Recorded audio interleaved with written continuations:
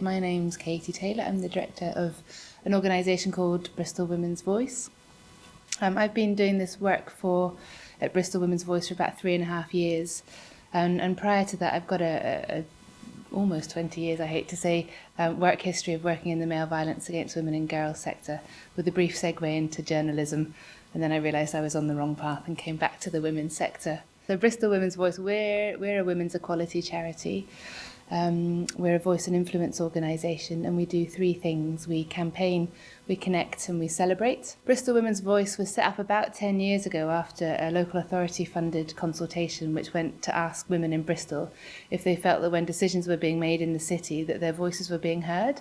And the answer, of course, was a unanimous no. And so the local authority provided an initial grant to set up an organisation that would be able to engage women and represent their voices when decisions were being made. We are a member organisation, so anyone that identifies as a woman, lives, works, studies in Bristol and believes in equality and our values are on our website, but they're around being nurturing, empowering, transparent and inclusive, so pretty hard to argue with, I would say.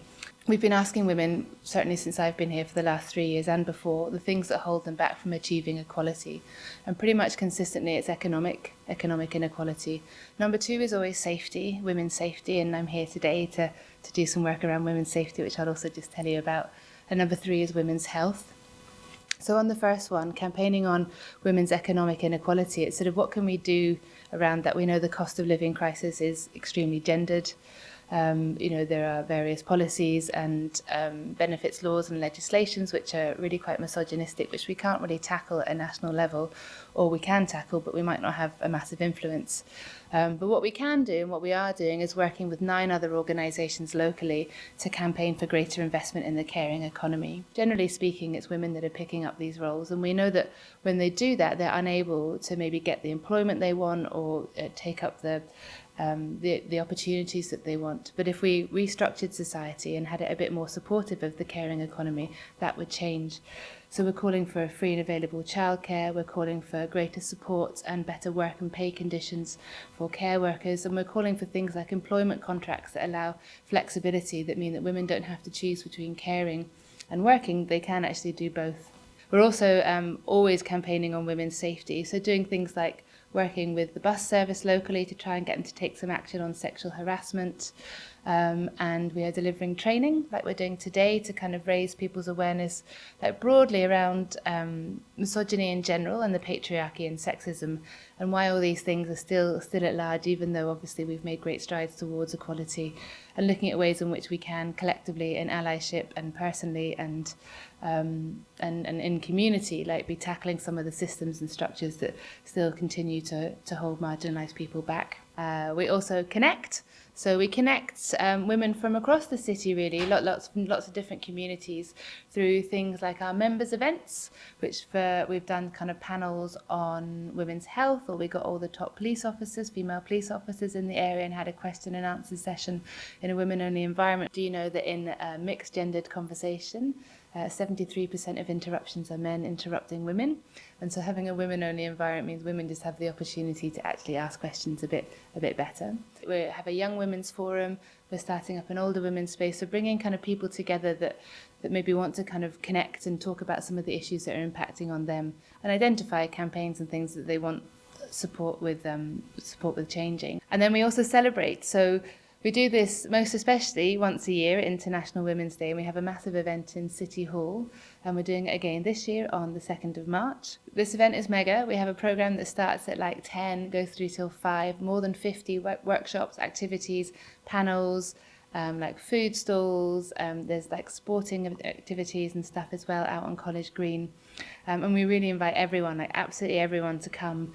And we do things like provide free bus tickets, so if anybody wants to come or wants to bring their families. There's also creche and interpreting and mobility support and things. So we really do want everyone to come. So what I'm here today to do is to deliver really kind of, it's like a taster workshop really, is kind of an introduction to some of the broader training we do around sexual harassment and misogyny awareness. We are all indoctrinated into a system that is all the isms, right? And so I think that includes women too. The perspective I come at when I'm delivering training is that there are these systems and structures that we've been taught about and, you know, bred into, if you like, since birth. Since before birth, you know, it's pink for a girl, it's blue for a boy. I mean, this is nuts, they're colours, where on earth has this come from? But it's so entrenched. Actually, our role and our duty in life is to kind of maybe be open to hearing about the ways we contribute towards this dominant norm and how we might find better ways to move that helps, you know, being part of the solution and not being part of the problem. I come at equality through the lens of gender inequality. You could come at it from a variety of places, but that's where we come in. And I think the training that we deliver is very much around supporting people to kind of understand or really kind of grasp what we mean by sexual harassment and what we mean by perhaps the difference between sexual harassment and flirting, because some of the behaviours that you might list are quite similar. So what is that difference? And really tackling the misconception that there's a lot of grey area. I don't believe there's any grey area.